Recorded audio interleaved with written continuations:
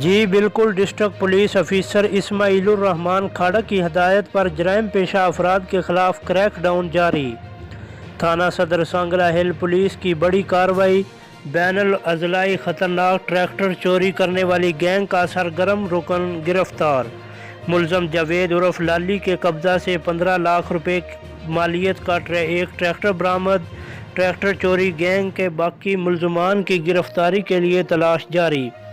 ضلعی پولیس عوام الناس کے جان و مال کی حفاظت کو ہر ممکنہ قربانی سے یقینی بنائے گی۔ ٹریکٹر چوری کرنے والے گینگز کے خلاف ننکانہ پولیس بھرپور کارروائیاں عمل میں لا چکی ہے۔ ڈی پی او اسماعیل الرحمان کھاڑک نے مزید کہا، جرائم پیشہ افراد کے خلاف کریک ڈاؤن کا سلسلہ بلا امتیاز جاری رہے گا۔ ماہر ابوذر عباس ڈاہر، اسپیشل رپورٹر پول نیوز HD ضلع ننکانہ۔ جی